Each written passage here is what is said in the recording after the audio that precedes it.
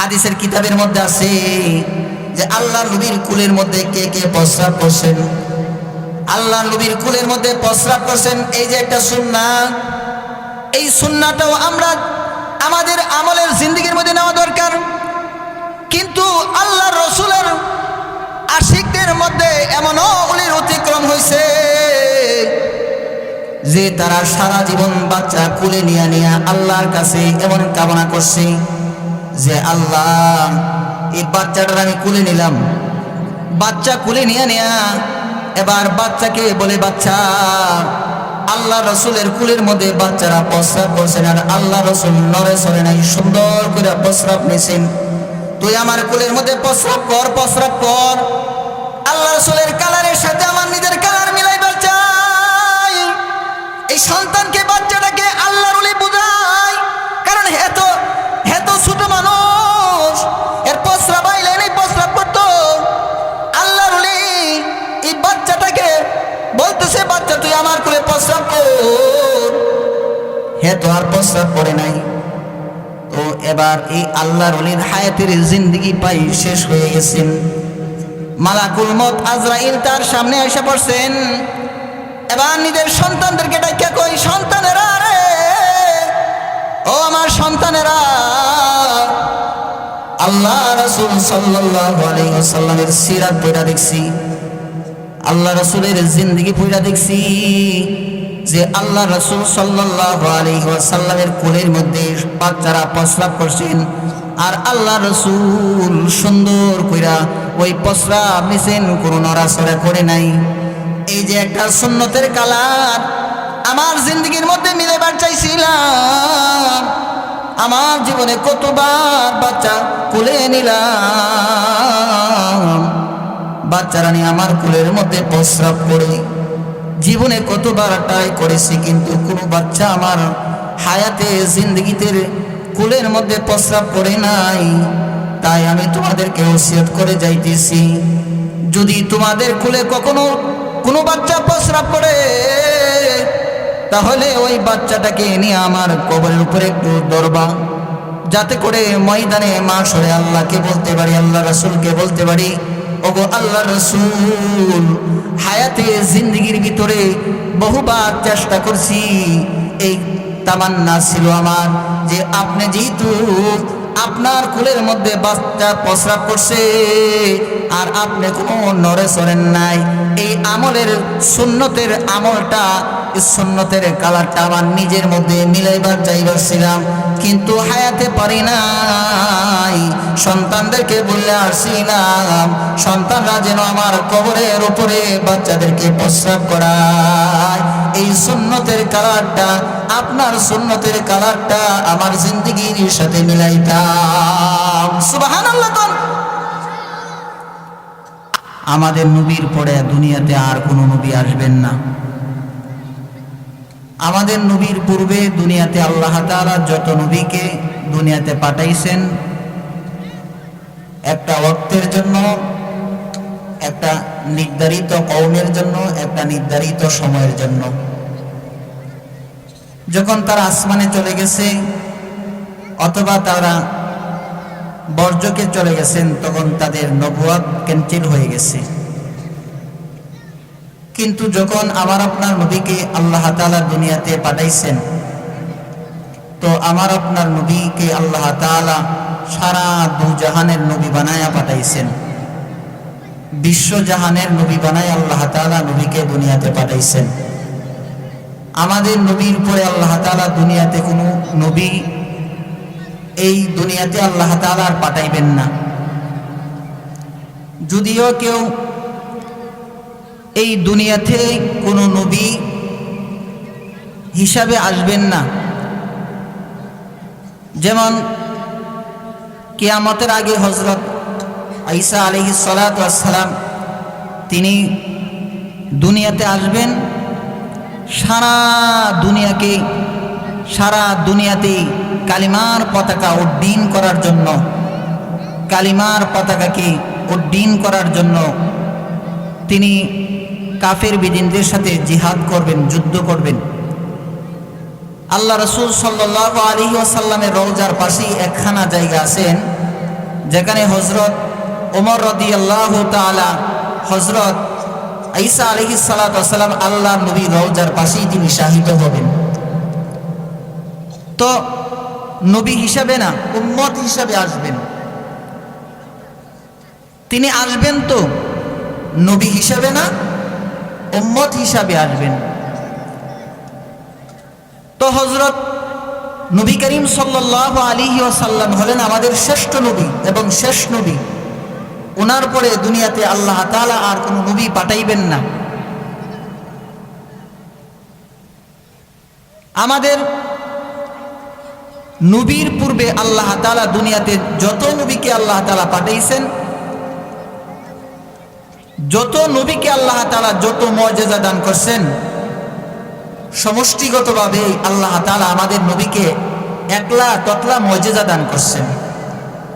আমাদের নবী শুধু জমিনের নবী না, জাহাদাত হে রুবুবিয়ত খুদা কি, वहादत है नबूवत मुस्तफा की, जहादत है रुबूबियत खुदा की, वहादत है नबूवत मुस्तफा की।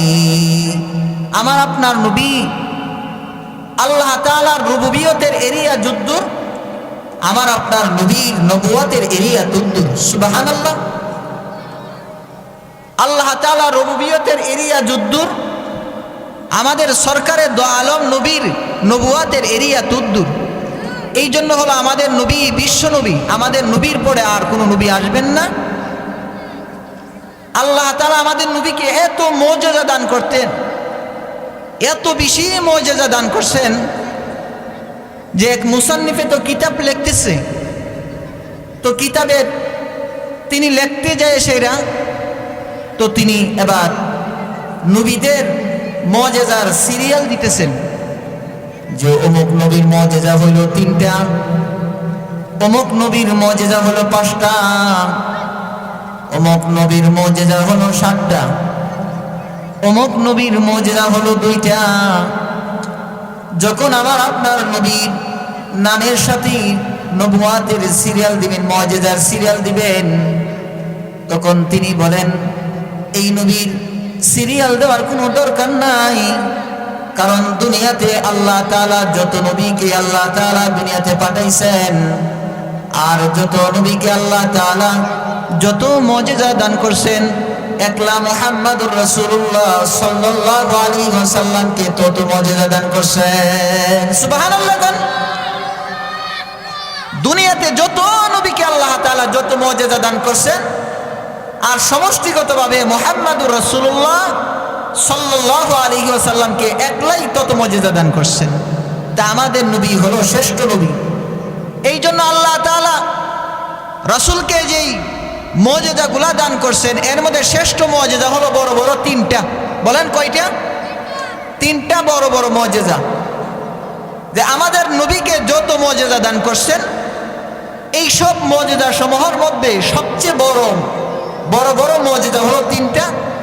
এর মধ্যে 1 নম্বর শ্রেষ্ঠ মুআজিজা হলো কুরআন। রাসূলের শ্রেষ্ঠ মুআজিজা কুরআন।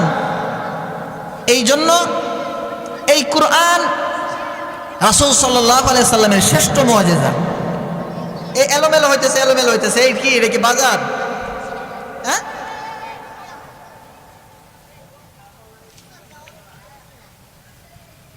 কি কি এটা মাহফিল না? কি মনে হয়?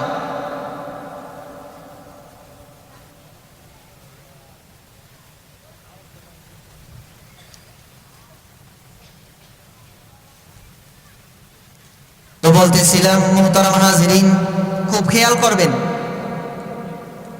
খুব মনোযোগের সাথে শুনতে হবে কথা। এদিক সেদিক তাকানো যাবে না, কথা বলা যাবে না, এটা কথা বলার জায়গা না, এটা কোরআন হাদিসের জায়গা। এখানে উলামায়ে কেরাম কথা বলবে, চুপ করে মনোযোগের সাথে শুনতে হবে। পারবেন তো ইনশাআল্লাহ? মুহতারাম হাজিরিন, তো বলতেছিলাম আমাদের নবীকে আল্লাহ তাআলা যত মুআজিজা দান করছেন, এর মধ্যে শ্রেষ্ঠ মুআজিজা হলো কুরআন। কুরআন হলো রাসূলের শ্রেষ্ঠ মুআজিজা। এই যে কুরআন শ্রেষ্ঠ মুআজিজা, এটার দলিল হলো হাফেজ তাকরিম। পুরা কোরআন তেলাওয়াত করবে, লুকমা দেওয়া যাবে না। মাদ্রাসার 5 বছর 8 বছরের সন্তানরা তেলাওয়াত করবে, ছাত্র তেলাওয়াত করবে। এই কোরআন 5 বছর 8 বছরের মাদ্রাসার ছাত্র সিনার মধ্যে 30 পারা জমা করে ফেলবেন, তারা তেলাওয়াত করবে, লুকমা দেওয়া যাবে না। রাসূলের শ্রেষ্ঠ মুআজিজা কোরআন। এই জন্য আল্লাহর নবী বলেন, কোনো না কোনো কায়দায়, কোনো না কোনো ভাবে ওই তো কোরআন পড়নেওয়ালা হয়ে যাও, না হয়তো কোরআন পড়ানেওয়ালা হয়ে যাও, নচেত কোরআনের খাদিম হয়ে যাও, অর্থাৎ কোরআনের সাহায্যকারী হয়ে যাও, নচেত এই জামাতকে মহাব্বতের পাত্র হয়ে যাও। তবে ওয়ালা তাকুন লিল খামিস ফাতুহলিক, 5 নম্বরে যাইও না, ধ্বংস হইয়া যাই। কোনো না কোনো কায়দায়, কোনো না কোনো ভাবে এই কোরআন পড়নেওয়ালা হয়ে যাও, না হয়তো পড়ানেওয়ালা হয়ে যাও, না হয়তো এই কোরআনকে খেদমত করো, যারা এই কোরআন শিখে তাদের সাহায্য করো। তো এই কোরআন হলো শ্রেষ্ঠ মুআজিজা। এই কোরআন হলো রাসূল সাল্লাল্লাহু আলাইহি ওয়াসাল্লামের শ্রেষ্ঠ মুআজিজা হলো কোরআন। বড়ই আফসোসের বিষয়, এই কোরআন আমরা এই কোরআন তেলাওয়াত করি না, কোরআনের সাথে আমাদের কোনো সম্পর্ক নাই, কোরআনের সাথে আমাদের কোনো তাআল্লুক নাই। কিন্তু আমাদের 8 বছর 10 বছরের সন্তানরা স্কুলে পড়ে, তারা ইংরেজি বইয়ের পৃষ্ঠাগুলা সুন্দর করে মুখস্থ করতে পারে। কিন্তু আমাদের বড় আফসোসের বিষয় হইল 5 বছর 10 বছরের সন্তান, এমনকি 20 বছর হয়ে যায়, সূরাতুল ফাতিহা ঠিক করে শুদ্ধ করে পড়তে পারে না। এতই আমাদেরকে কমজোরি আর দুর্বলতা গ্রাস করছে যে আমাদের সন্তানরা না শুধু 20 বছর 50 বছর হয়ে গেছে, কোরআন থেকে সূরাতুল ফাতিহা শুদ্ধ করে কেউ পড়তে পারে না।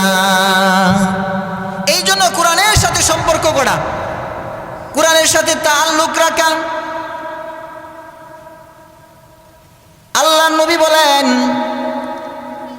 আমাদের এই দুনিয়াতে তো আমাদেরকে হেদায়েতের পথে চালানোর মতন দুনিয়াতে কোনো নতুন করে নবী আসবেন না। আমাদেরকে দিনের পথে দিনের বুঝ দেওয়ার জন্য নতুন করে কোনো নবী আসবেন না।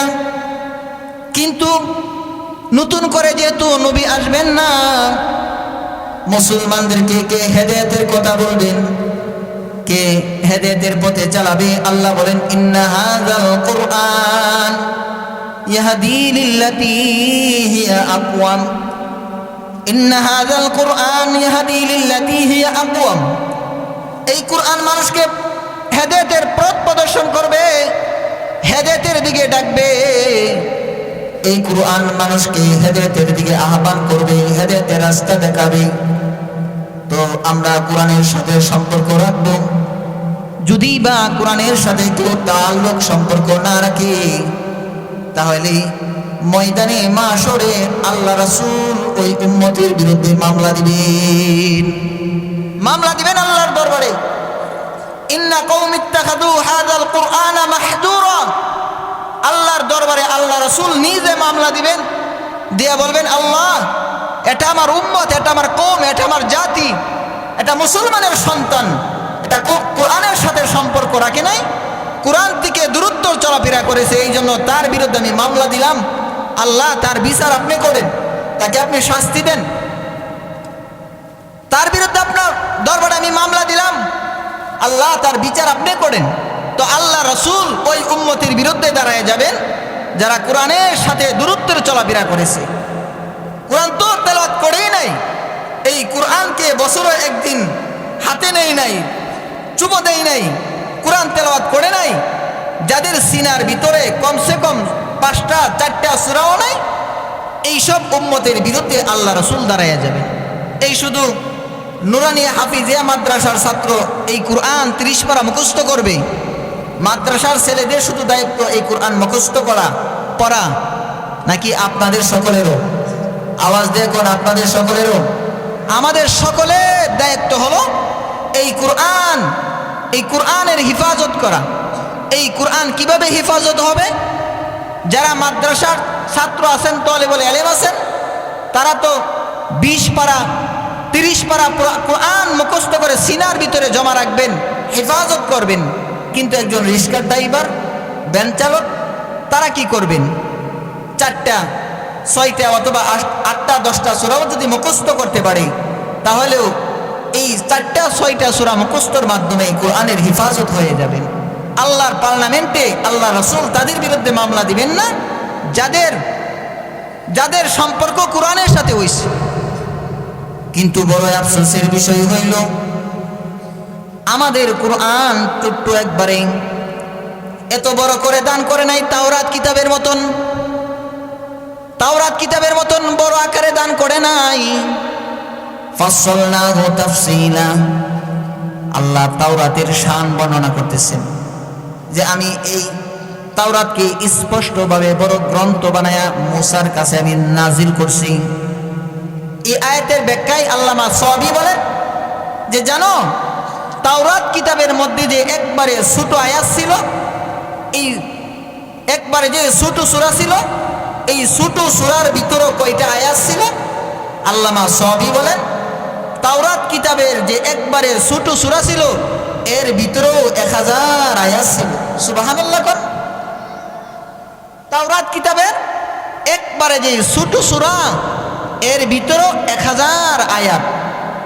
আর তাওরাত পুরা কিতাবের ভিতরে 1000 সূরা ছিল। তাওরাত কিতাবের যে একবারে যে ছোট আয়াত, এর ভিতরে 1000 বয়ান ছিল, 1000 কালিমা ছিল।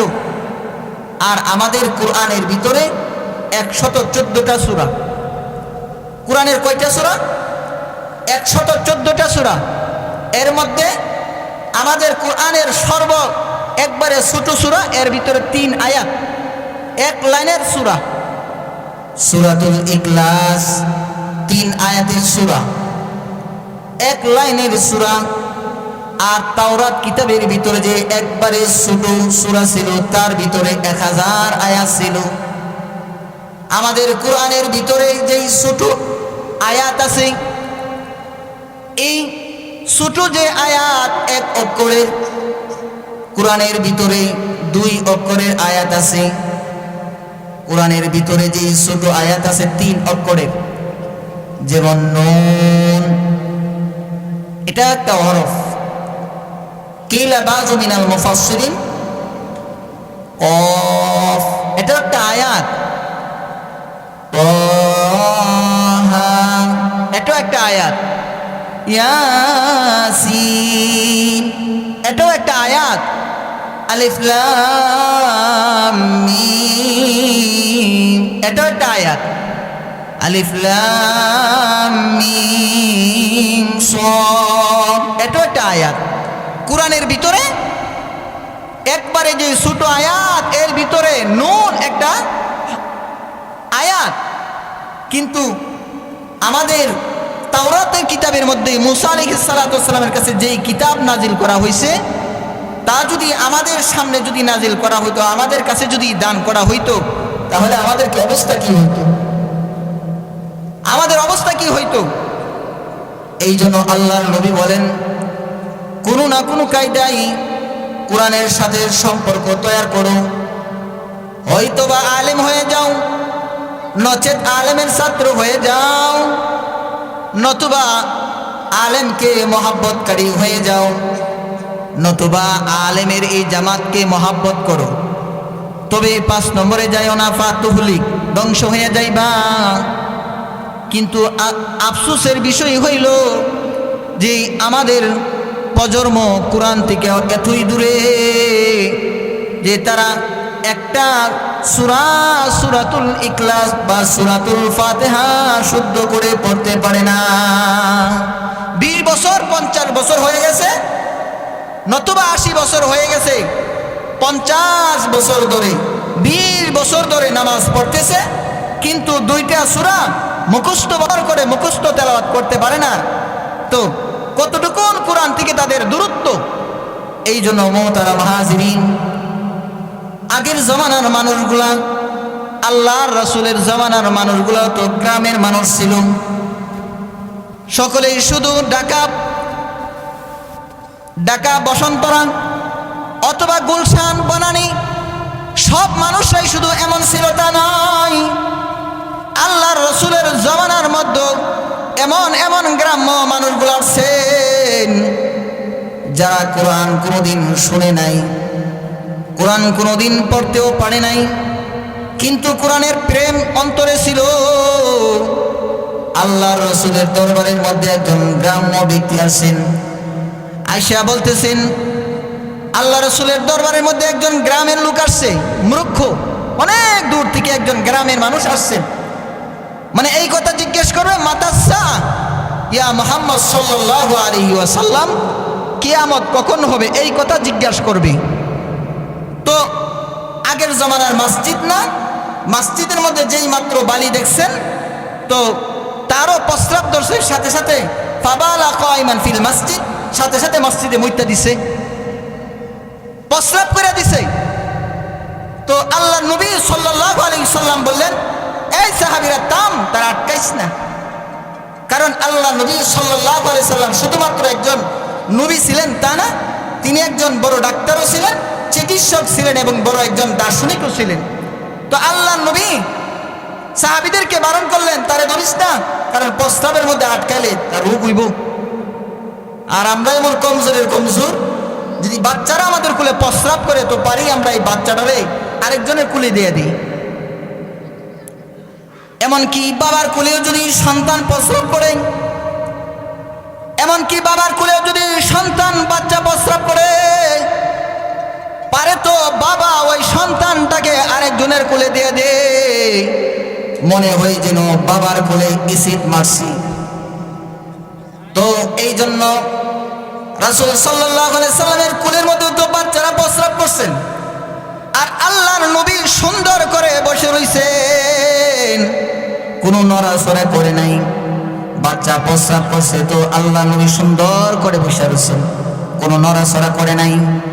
আল্লাহ নবী সাল্লাল্লাহু আলাইহি সাল্লামের কোলে বাচ্চারা প্রস্রাব করছেন। হাদিসের কিতাবের মধ্যে আছে যে আল্লাহ নবীর কোলের মধ্যে কে কে প্রস্রাব করছেন, আল্লাহ নবীর কোলের মধ্যে প্রস্রাব করছেন। এই যে একটা সুন্নাহ, এই সুন্নাহটাও আমরা আমাদের আমলের জিন্দেগির মধ্যে নেওয়া দরকার। কিন্তু আল্লাহ রসুলের আশিকদের মধ্যে এমনও অলির অতিক্রম হয়েছে যে তারা সারা জীবন বাচ্চা কোলে নিয়ে আল্লাহর কাছে এমন কামনা করছে যে আল্লাহ এই বাচ্চাটার আমি কোলে নিলাম, বাচ্চা কোলে নিয়ে এবার বাচ্চাকে বলে, বাচ্চা আল্লাহ রসুলের কুলের মধ্যে বাচ্চারা প্রস্রাব করছেন আর আল্লাহ রসুল নড়ে সরে নাই, সুন্দর করে প্রস্রাব নিয়েছেন, তুই আমার কুলের মধ্যে প্রস্রাব কর। আল্লাহ রসুলের কালারের সাথে আমার নিজের কালার মিলাইবার চাই। এই সন্তানকে, বাচ্চাটাকে আল্লাহর ওলি বুঝাই, কারণ এত ছোট মানুষ, এর প্রস্রাব আইলে নেই প্রস্রাব করতো। আল্লাহর ওলি এই বাচ্চাটাকে বলতেছে, বাচ্চা তুই আমার কোলে প্রস্রাব কর, তো আর প্রস্রাব করে নাই। তো এবার এই আল্লাহর ওলির হায়াতের জিন্দেগি পাই শেষ হয়ে গেছেন। মালাকুল মউত আজরাইল তার সামনে এসে পড়ছেন। এবার নিজের সন্তানদেরকে ডাইকা কই, সন্তানেরা রে, ও আমার সন্তানেরা, আল্লাহ রাসূল সাল্লাল্লাহু আলাইহি ওয়াসাল্লামের সিরাত পড়া দেখছি, আল্লাহ রাসূলের জিন্দেগি পড়া দেখছি যে আল্লাহ রাসূল সাল্লাল্লাহু আলাইহি ওয়াসাল্লামের কোলের মধ্যে বাচ্চারা প্রস্রাব করছেন আর আল্লাহ রাসূল সুন্দর কইরা ওই প্রস্রাব নিছেন, কোনো নড়াচড়া করে নাই। এই যে একটা সুন্নতের কালার আমার জিন্দগির মধ্যে মিলাবার চাইছিলাম, আমার জীবনে কতবার বাচ্চা কোলে নিলাম, বাচ্চারা নিয়ে আমার কোলের মধ্যে প্রস্রাব করে জীবনে কতবার ট্রাই করেছি, কিন্তু কোনো বাচ্চা আমার হায়াতে জিন্দগিতে কোলের মধ্যে প্রস্রাব করে নাই। তাই আমি তোমাদেরকে ওসিয়ত করে যাইতেছি, যদি তোমাদের কোলে কখনো কোনো বাচ্চা প্রস্রাব করে তাহলে ওই বাচ্চাটাকে নিয়ে আমার কবরের উপরে একটু ধরবা, যাতে করে ময়দানে মাশরে আল্লাহকে বলতে পারি, আল্লাহ রাসূলকে বলতে পারি, ও ওগো আল্লাহ রাসূল, হায়াতে জিন্দেগির ভিতরে বহুবার চেষ্টা করছি, এই তামান্না ছিল আমার যে আপনি যেহেতু আপনার কুলের মধ্যে বাচ্চা প্রস্রাব করছে আর আপনি কোনো নড়ে সরেন নাই, এই আমলের সুন্নতের আমলটা, সুন্নতের কালারটা আমার নিজের মধ্যে মিলাইবার চাইবারছিলাম, কিন্তু হায়াতে পারি নাই। সন্তানদেরকে বললে আসছিলাম সন্তানরা যেন আমার কবরের উপরে বাচ্চাদেরকে প্রস্রাব করায়, এই সুন্নতের কালারটা, আপনার সুন্নতের কালারটা আমার জিন্দেগির সাথে মিলাইতাম। সুবহানাল্লাহ। আল্লাহ রাসূল সাল্লাল্লাহু আলাইহি সাল্লামের দরবারের মধ্যে একজন গ্রাম্য মানুষ আসছেন, মসজিদের মধ্যে যেই মাত্র বালি পাইছেন আর সাথে সাথে প্রস্রাব করে দিচ্ছেন। কিন্তু আল্লাহ রাসূল একজন বুড়া মানুষকে প্রস্রাবের মধ্যে বাধা দেয় নাই। আর আমরা এত দুর্বলের দুর্বল যে আমাদের কুলে যদি বাচ্চারা প্রস্রাব করে তো আমরা এই বাচ্চাকে আরেকজনের কুলে দেয়া দিই, মনে করি যেন ইসিট মারছে। এটা একটা সুন্নাহ। এই সুন্নাহটাও কিয়ামত পর্যন্ত কোনো না কোনো বান্দা কোনো না কোনোভাবে এই সুন্নাত আদায় করবে। অনেক দূর থেকে এইভাবে অনেক দূর থেকে একজন গ্রামের মানুষ আসছেন আল্লাহ রাসূলের কাছে, অনেক দূর থেকে আসছেন। আল্লাহ রাসূলের দরবারের মধ্যে আয়েশা এই কথা বলতেছেন, ইয়া মুহাম্মদ সাল্লাল্লাহু আলাইহি ওয়াসাল্লাম, আমি অনেক দূরান্ত থেকে আসছি এই কথা জানার জন্য যে আপনার কাছে নাকি একজন ভূত আসে, আপনার কাছে একজন দেব আসে আর আপনাকে গীত শোনাই যায়। ইয়া রাসূলুল্লাহ, আমি আপনার কাছে আসছি, আপনার দরবারে আসছি গীত শোনার জন্য, আপনি আমার একটু গীত শোনাই দেন। তো আল্লাহ রাসূল তো হের কথাও শূন্য ওই বুঝালাইছে যে কি বলতে চাই। তো আল্লাহ রাসূল সাল্লাল্লাহু আলাইহি ওয়াসাল্লাম বললেন, না না, আমার দরবারে কোনো ভূত আসে না, কোনো দেব আসে না। আমার কাছে যিনি আসেন তিনি হলেন ফেরেশতাদের সর্দার হযরত জিবরাইল। বলে, হ্যাঁ, তার কথাই তো আমি বলছিলাম, তার কথাই তো আপনাকে আমি বলছিলাম। আল্লাহ রাসূল বললেন, শুনো, তবে তোমার বড় ভাগ্য ভালো, এই মুহূর্তে হযরত জিবরাইল আমার কাছে আসছেন, সূরাতুল ইখলাস নাজিল করে গেছেন। এই সূরাতুল ইখলাস যে একবার তেলাওয়াত করবে তো তা'দিলু সুলুসুল কুরআন, 10 পারার সমান হয়ে যায়। একবার তেলাওয়াত করবা তো 10 পারার সমান। তারপর এই সাহাবী বলেন, বিসমিল্লাহির রহমানির রহিম। আমরা বাদাল মাগরিবের আমল হিসেবে এই তেলাওয়াতটা করে নেই। বিসমিল্লাহির রহমানির রহিম।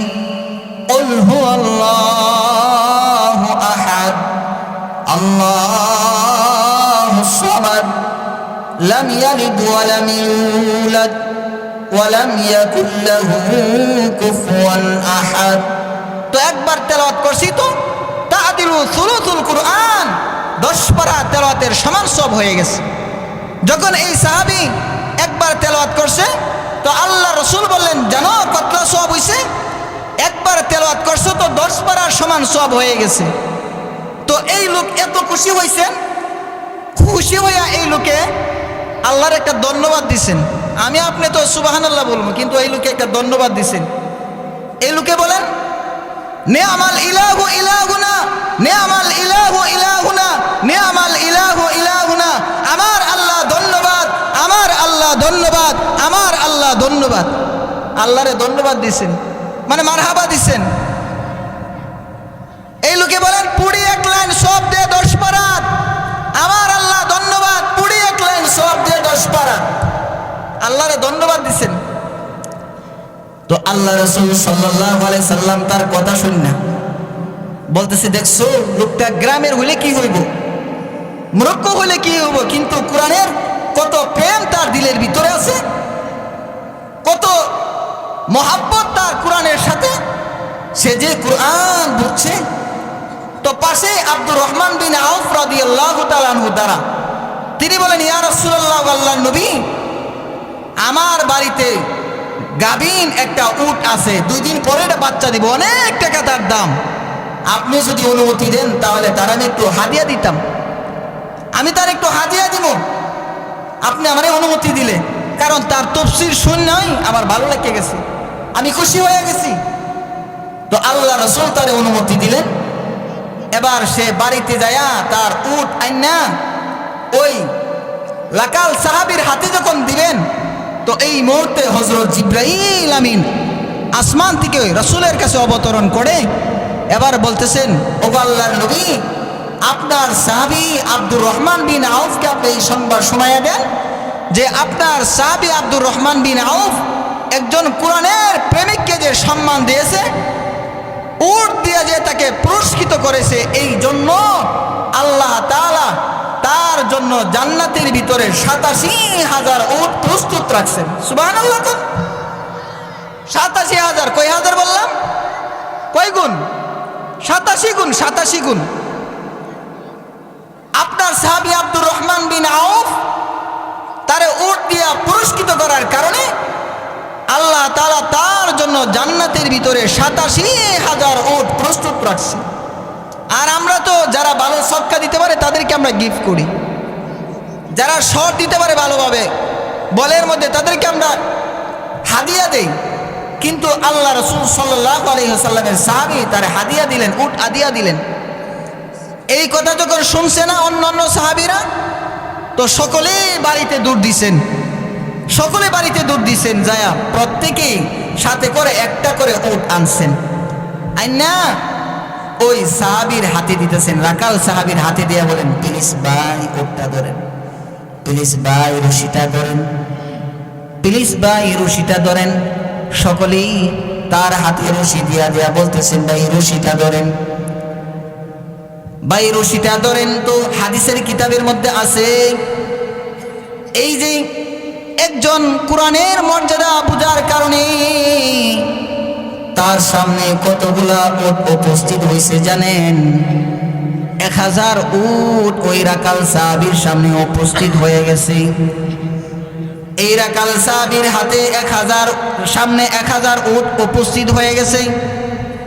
এই রাকাল সাহাবী যখন ১০০০ উটের পাল নিয়ে যখন মদিনার বর্ডার যখন ক্রস করে বাড়িতে যাবে, ঠিক এমন সময় তার জবান দিয়ে বলতেছিল, মুহাম্মদ, তোমার আল্লাহর কোরআন বোঝার কারণে যদি দুনিয়াতে এত সম্মান পাওয়া যায়, না জানি তোমার আল্লাহরে চিনলে আখিরাতে কি পুরস্কার থাকে। সুবহানাল্লাহ। কোন একটা কোরআনের সূরা বোঝার কারণে যদি ১০০০ উট যদি সাদাসাত একবারে তাৎক্ষণিক যদি উপস্থিত হয়ে যায়, এত সম্মান যদি আল্লাহ তাআলা আমাকে দান করেন, যে তোমার আল্লাহরে চিনলে না জানি আল্লাহ তাআলা আমারে কত পুরস্কার দান করতেন। তো এই জন্য মুহতারাম হাজিরিন, কোরআনের সাথে সম্পর্ক করব ইনশাল্লাহ। রাজি আছি তো? বলেন ইনশাল্লাহ কোরআনের সাথে সম্পর্ক করব তো? আল্লাহ নবী বলেন, কোনো না কোনো কায়দায় কোনো না কোনোভাবে কোরআন পড়নেওয়ালা হয়ে যাও, না হয়তো কোরআন পড়ানেওয়ালা হয়ে যাও, না হয়তো এই কোরআন যারা তেলাওয়াত করে পড়ে তাদেরকে সাহায্য করো, নচেত এই জামাতকে সাহায্য করো। তবে ৫ নম্বরে হয়ে না, ৫ নম্বরে হইলে তুমি ধ্বংস হয়ে যাইবে। এই জন্য মুহতারাম হাজিরিন, আল্লাহ তাআলা আমাদের সকলকে এই কোরআনের সাথে মহাব্বত মরণ পর্যন্ত অটুট রাখার তৌফিক দান করুক। সকলে বলেন আমিন। ওয়া আখিরি দাওয়ানা আলহামদুলিল্লাহ।